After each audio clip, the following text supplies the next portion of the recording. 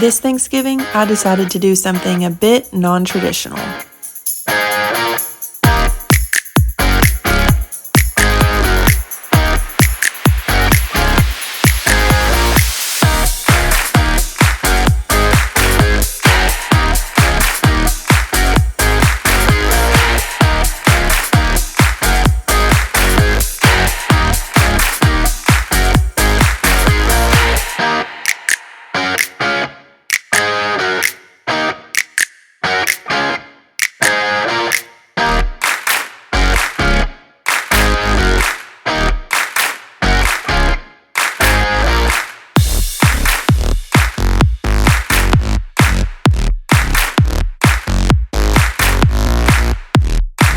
The aurora borealis is expected to be very strong this year, and one of the best places to see it is Fairbanks, Alaska.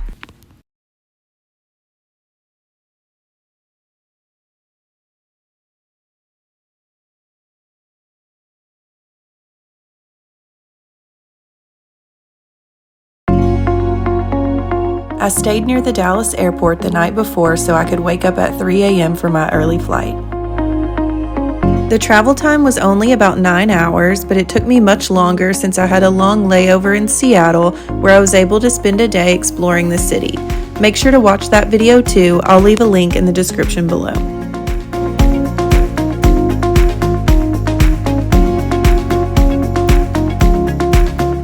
By the time I arrived in Alaska, I had been awake for over 30 hours and I was ready to crash.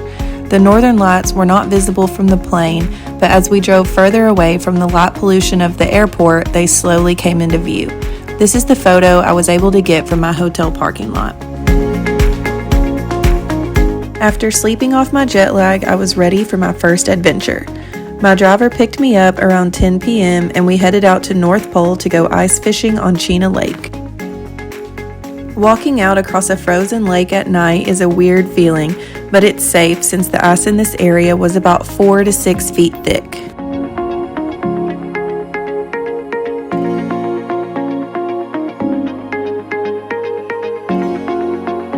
Our guide grilled reindeer hot dogs for us to eat, and we fished until around 3 a.m., hoping to see the aurora, but unfortunately it was a little too cloudy. I caught 5 Alaskan salmon, and some of the others in our group caught rainbow trout. After we all had a fish, our guide grilled one for each of us to eat.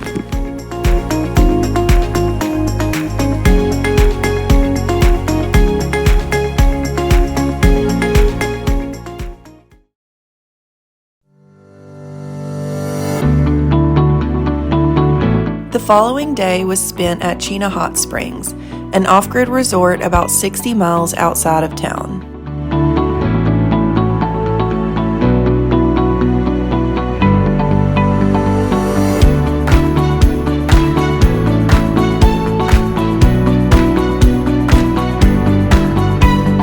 They have a ton of winter activities, restaurants, and museums, but are best known for offering outdoor winter swimming in the healing waters of the natural hot springs.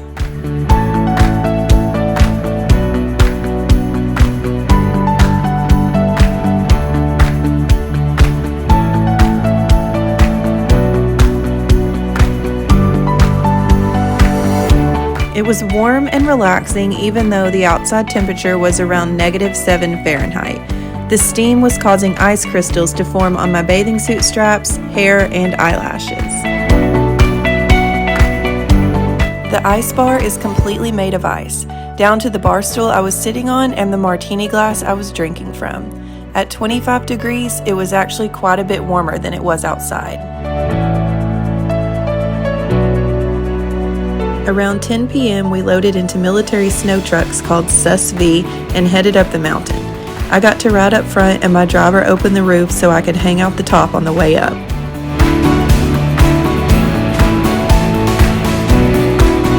At the peak, we all hung out in a yurt to stay warm where they served hot chocolate and warm snacks. I played Uno with a family from Arizona while we waited on the lights to appear. The aurora finally started a little after midnight and gave us a great show until around 3 a.m.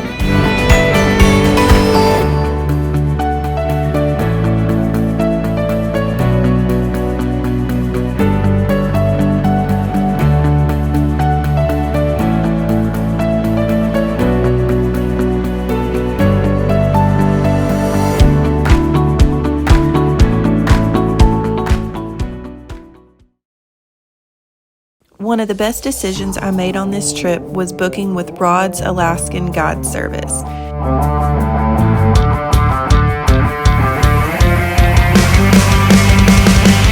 They provide all the gear you need to stay warm. The snowmobiles even had heated helmets and handlebars to keep you comfortable throughout the whole ride.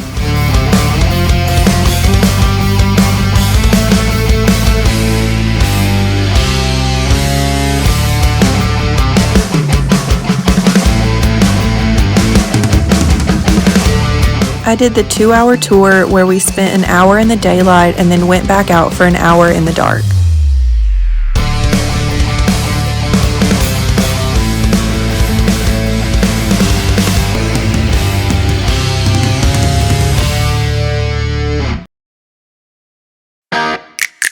I also used Rods to book my dog sledding tour. My musher Joe had a ton of cool stories about Alaska and his sled racing. I was able to stop and love on all the dogs and even got to drive the sled for a little while.